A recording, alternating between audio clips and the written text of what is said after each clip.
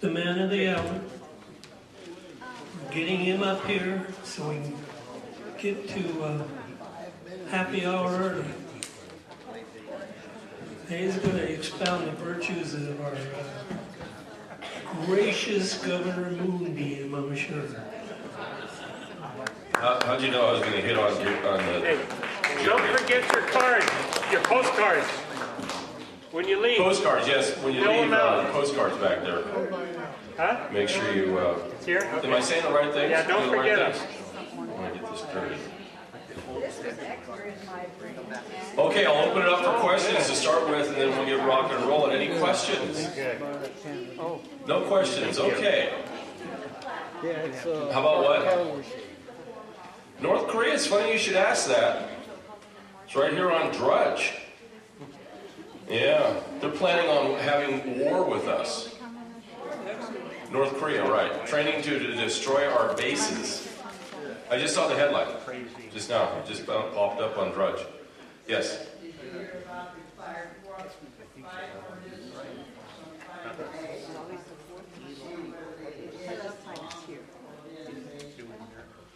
Well, it seems to me that when... Yeah, it seems to me kind of reasonable that when a country is firing missiles at you, they're probably at war with you.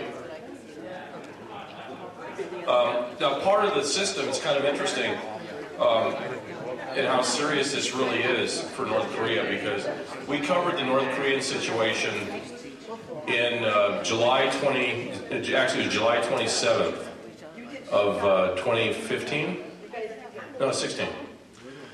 You just, with these years with the Obamas, that's 8 years with Obama. I mean, gosh, we all need to be institutionalized. But in July 23rd, yeah, it was July 23rd, the Chinese launched a missile. And it was an intercontinental ballistic missile, but it was placed in low Earth orbit. We covered this story. I think I reported to you guys what happened. And we put two and two together because and it all started with Red Smith, and there's some other people I can't tell you about because they're classified somewhere in the military and security agencies. And we got a report that they were searching for, on the 27th of July, they were searching for the parts to a ballistic missile that had come down outside, started to disintegrate over Hawaii, and the rest of it started to fall into the ocean right by San Clemente Island, and some of it actually ended up on the base at Nellis Air Force Base.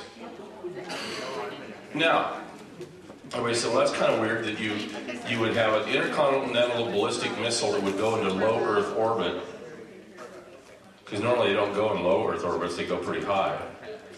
And then it would degenerate, and as it would degenerate, it would come over the southwest of the United States. And so a major general in the Army who was stationed at, is it Redstone, Alabama? He was stationed there, and he was in part of the missile defense system of the United States. And he figured this out, that there was something really wrong with this launch. And so he got with some people, and some other people got with him, and so on. And they figured out that actually there was a payload that was delivered to the Chinese by the Koreans that was on that rocket. And so when they started doing more tests on it, they realized it was probably a nuclear device. And it was designed to be exploded over the Pacific South, or over the southwest United States. And it was supposedly brought down by the THAAD missile defense system. Anybody heard of that before? Yeah. See, there's some security clearance guys back there. They've heard of it. The THAAD system is supposed to be the state-of-the-art system that we use to take out these missiles. It failed. It failed. But this major general was like a really smart guy, because he knew it was going to fail. He knew our system was going to fail. So he called the Israelis and the Vietnamese, and they brought it down. 3-minute window, they brought it down. We did our thing, didn't work, 3-minute window, they took it down. 2 days later, After this incident, the Major General, his name was Rossi, found dead in his bathroom in Alabama. That's a fact. So they've been playing this game for a long time. They're just more serious than ever because we've done nothing about it, right? You've had a complacent president. And I guess the big question is, who took out Rossi, huh? Very fit man, by the way, from all accounts. Now, it's kind of interesting, the calls we got, Red Smith and myself and a couple other people, on this story.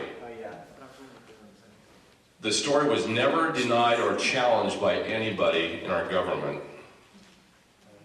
Never. And I put it out to my people that are like really up there, and they said, well, you're right, this is what happened. That was on the 27th of July this year, this last July. So they're taking aim at us, there's no question about it. But it also begs the question, what are the Chinese doing putting that sort of thing on one of their missiles? So there's more to the story, obviously. And I don't know what the answers are to that. I just know that what we found out, and we just kept going and going and going and going, and then we had more people. We talked to sailors about this to confirm it. Divers that were off San Clemente Island looking for a nuclear device. That is scary. So this is the world we live in with Barack Hussein Obama. Oh, did I talk about treason or sedition lately? Well, have you heard about the newest member of the family, the Obama family? How many listen to my radio show? Now, you guys who listen to my radio show, you can't blurt out this answer. They're adopted? There's a new family member in the Obama family. There's now 3 adults in the family. Valerie Jarrett just moved in with the Obamas. And I think it's so fitting because that place that they have, it's 8,000 square feet. It's 2 miles from the White House. And it's made out of bricks. And what color are the bricks? Red, of course. Don't you just love symbolism? I call it the menage a trois. If you listen to my radio show, you've heard me say that. This is the gig with the Obama administration. It has never left. The transition team is still there. And they're trying to do everything that they can do to torpedo Donald Trump. That's just what they're trying to do. We have what I call on the radio, really right in front of us, playing out a coup d'etat. They mean to bring him down. And they're all teaming up to do it. Now, how many can see that now? Okay, all right. That is what is happening. We're seeing it play out in real time right in front of us. And Donald Trump did the right thing on Saturday by tweeting out, which was really old news, that it was bugged. He was bugged. I've known about the bugging. I'll tell you why. This is a secure phone with the DEF system. I call somebody, it's a secure line, there's nobody who can break it. There's nobody who can break it. And Donald Trump had this on his phones. Everybody in the transition team. Until he was sworn in. Then it had to fall off because it's a private system. And the U.S. government will not accept it. But no one can break into this. They try. I can tell when somebody's trying to get in to listen to my conversations. It's really kind of interesting. Yes. It's the DEF system. You can't. Sorry.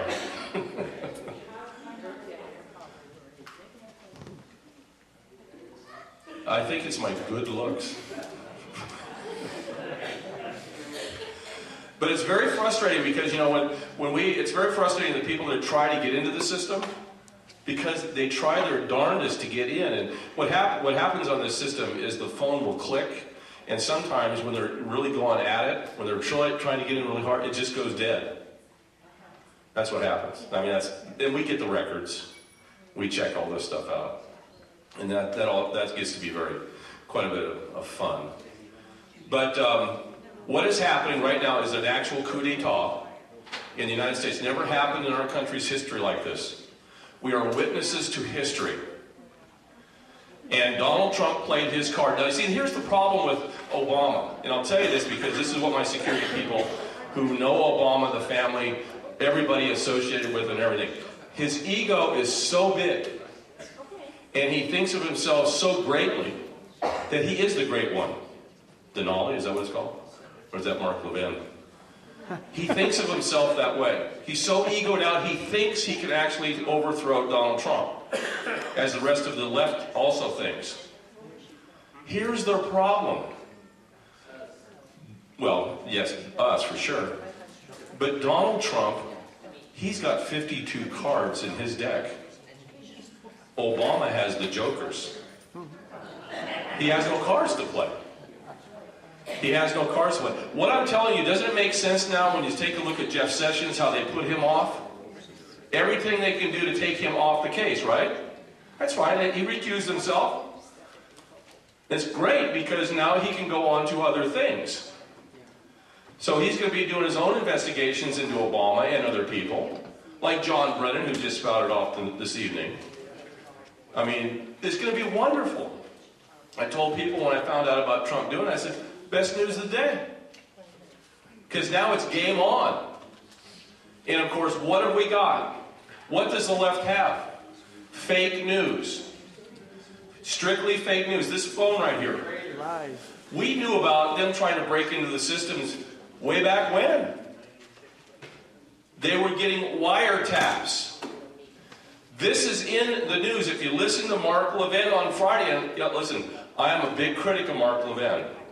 Big critic. But that guy stood up and stepped up on the weekend and has just nailed everybody in the press and nailed the left.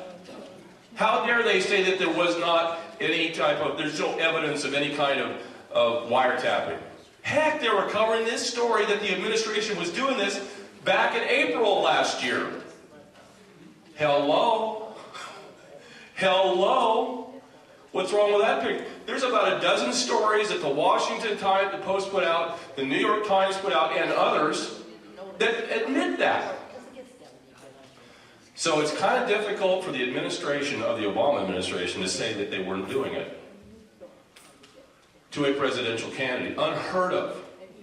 This is unheard of that this was happening. We don't know how many times for sure, but we know of at least 3 times. And there's at least 2 documented even in the newspapers. It was great. Mark Levin if you saw the clip that came out from Saturday, the Fox and Friends Saturday, he just read right through them. He said, this is the playbook. It's all right here. What is their brief? You see, it's Saul Alinsky, create a crisis and manage a crisis. But this is what the left always does. They don't look at the evidence. They don't look at the facts. That's why they're so comfortable with fake news. Which gets me to another subject. How many of you like to watch YouTubes? You know, isn't it? See, Ken does. He likes the drummer girl like I do. That's one of them. But when you get to YouTubes, I knew I was going to do this.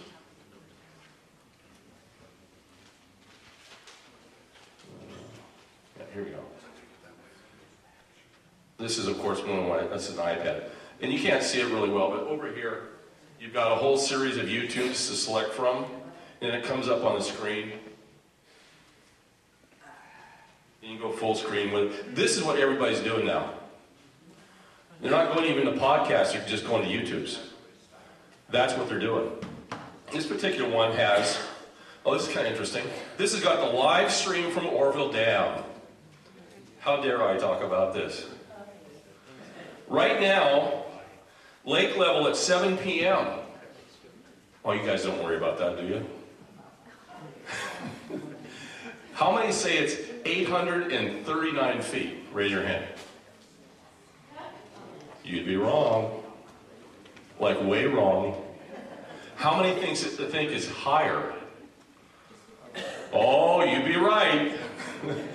How many think is like way higher? Well, now you're starting to catch up with the altitude. At 7 o'clock, it was 856 feet. 4 feet from what even the DWR people said was not good. And what they're doing is they're allowing about 14,000 cubic feet per second, into the lake itself, while only discharging around 1,200. They shut off the spillways, right, to repair the spillways. Because how many have listened to my show and heard Scott Cahill, the expert in dams, not the dam expert? I call him the dam expert on the radio. The dam expert? I'm a dam expert. Yes, you're a dam expert. Scott Cahill, one of the nation's leading experts in dams, was on my radio show 2 hours last Thursday. And he said, what we have here is a trifecta of bad things. Of all the possible bad things that could go wrong with the dam, these are the three that are the worst for the dam. The emergency spillway's out, the main spillway's out and undermined badly, like underneath the concrete. And then also, you have the powerhouse. The Hyatt? Yeah, Hyatt Power Station. Because of all the debris, it's clogged the channel and the water level has risen up where they cannot discharge water from the powerhouse. So that's closed. That's 14,000 right there per second. It could be discharged. That's a lot, really. The main spillway, complete disaster. I'm so glad you saw the demonstration of the sheriff here, because it's going to become very poignant in a minute. The main spillway. Scott said, when I interviewed him, he knew right away when he saw the main spillway functioning that everybody's in danger. Can't fool this guy. If you saw the rate, they're called training walls on the side, and you had the concrete spillway, and then you saw water that was just spraying on the side, right? What that is, that's high pressure water from the pooled water behind the dam. I'm sorry, it's really quiet in here. It's going underneath the spillway. This is what he told me. And he told me this before I even saw the pictures up there or even went up there to see it. Tunneling. That spillway, and I've been saying this on the radio, and I was kind of like not really knowing what I was saying or how to say it until I got with the dam expert. But I was saying the water is being, carving back up towards the dam. And he said, well, Paul, you're right. But if you take a look at those nozzles with all that water, he says that's a serious problem. Because that means underneath the dam it's leaching water at high pressure, high velocity. That's dangerous. So what we have now is a crippled spillway, big time crippled spillway. And Scott says all the water that's up there in the Feather River, all the snowmelt has to come across that spillway. Or the power station, which I think is closed again today. Is that right, Ricky? Yeah. They what? Yeah. But here's the best part. He says to me, he said, I've been in all kinds of dam situations, real bad ones, watched them collapse, the whole 9 yards, warned people. He's with FERC, by the way.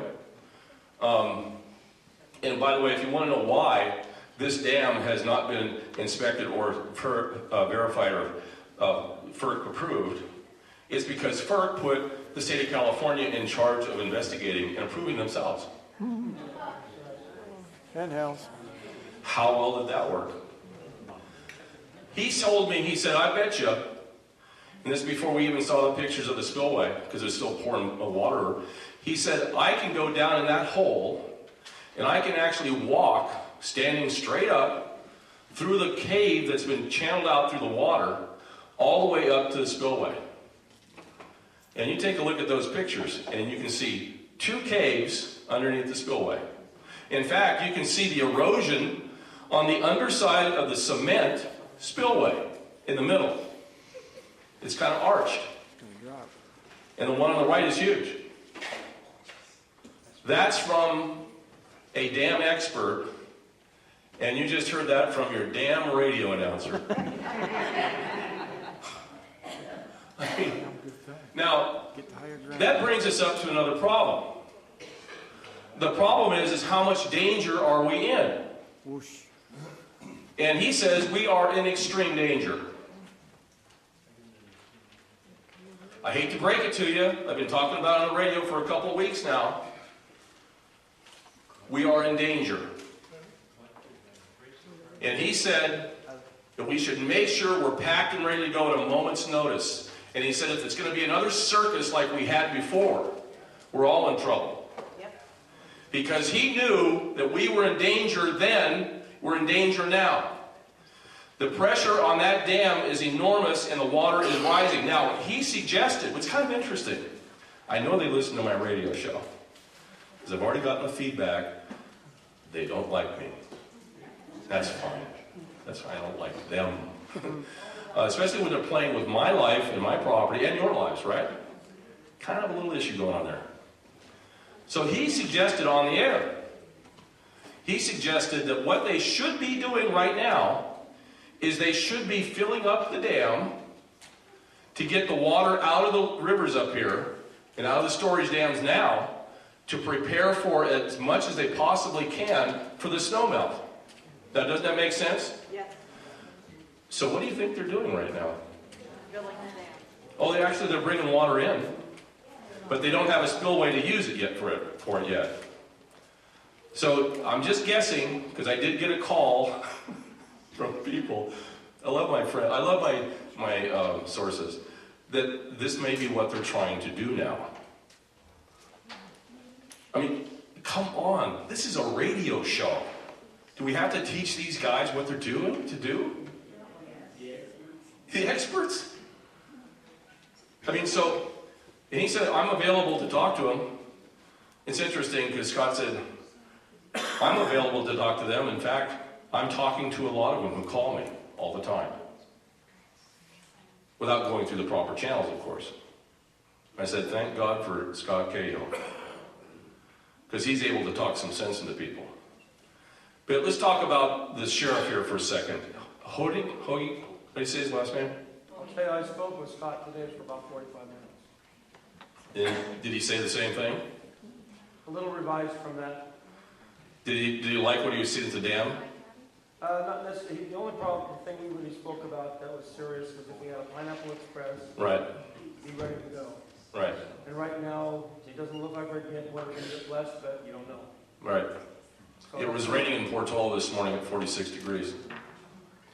Having lived up in that area, I can tell you the snow is gone up there at 6,000 feet. So that's starting to be a. These are just problematic things, but yeah, he's very worried about a Pineapple Express, coming down and all that stuff. That's the only true concern that we need to have. Yeah. The rest of it, if it stays the way it is, we'll make it through and we'll fight for getting it fixed right. Yeah, the big problem is the spillways and getting the power system back up, or getting them to dump water out 14,000. That is really critical to do that. They're walking a fine line, and he says this on the show. Too fine. It's too fine, right. We talked for quite a while afterwards or before the show, and there's more details that he could not go on the air with. But, Honing? Did I say it right? The sheriff? Honing. What? Honing? H-O-N-E-A. E-A. Hona? I just want to tell you what an awesome sheriff he is. You saw interposition happen the night they evacuated. He made the call. Now, I was told stories about why he made the call. I'll just let you guess as to why he made the call.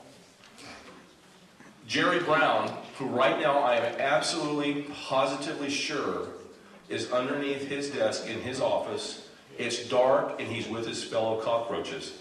Absolutely, I'm convinced that's where he's at. The hiding. He's terrified. He will not step up and lead as our governor. Have you noticed that? Have you noticed that he's vacant? He can't swim. He's just not around. However, a week ago last Wednesday, actually Tuesday, they announced there's not going to be any more press conferences up there because everything's good to go. Don't you feel so good? That's the way we'll call you guys back in whenever there's another story, is what we were told. Hey guys, we got the story. The story is you. Your incompetence. We know that one. Sorry, when it gets a little personal, you know. So, here we go. Wednesday, one of the reporters from one of the Chico stations didn't get the memo that there were no press conferences anymore. So at 10 o'clock in the morning, she shows up, goes into the press tent. Wow, there's Jerry Brown and his wife. So she walks up to the PR guy and says, hey, I want to ask Jerry Brown some questions. You know what he said? This Rocky guy. What's his name?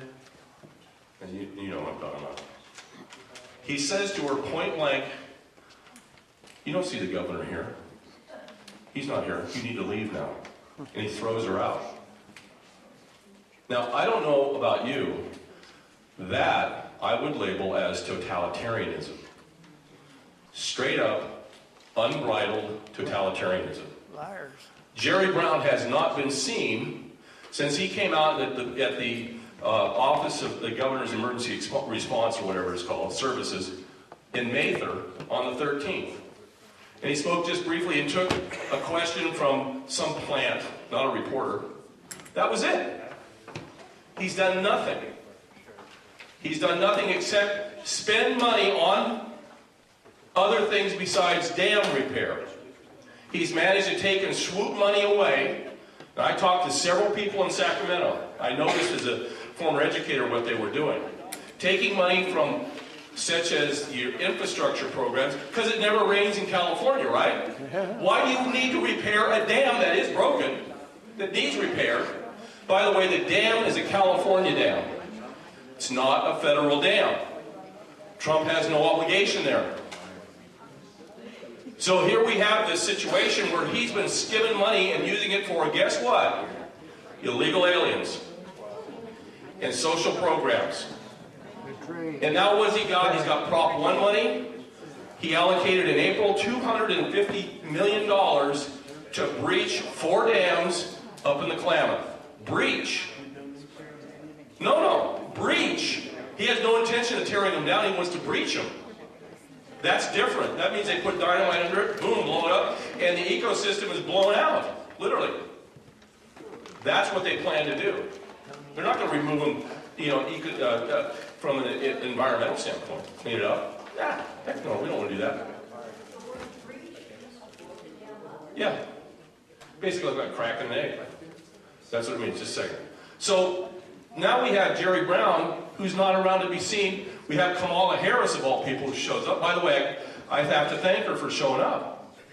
And she made herself available to the press. She was not shy. She was trying to lead, and I'll give her that. She was concerned and showed concern about our safety, as did our other elected officials, except Jerry Brown.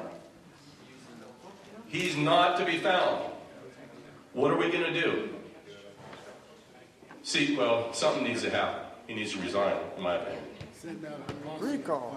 I don't know, I'm working on it. It's, you have to have leadership here when you have a crisis of this magnitude. And the crisis is real. It's not a phony fake news crisis. By the way, fake news. This is why I just love it, because this morning I got an email from one of my listeners. This email thing with my listeners, it's really, I'm getting, I go on the radio and I say, yeah, you can email me, Paul at a21r.com. And I say it about 10 times a show. As of tomorrow, I'm going to say it only once. Because Now I have friends all over. And it's kind of interesting though, but great sources. And they're spot on. Every one of these listeners is spot on about their assessment, especially when it comes to the dam. People from all around the world want to know about the Oroville Dam. And they want to know a big question about Jerry Brown. And now the comments are actually appearing in other YouTubes and stuff like that we're seeing here on the screen. But here's the thing. Talk about fake news and how they work.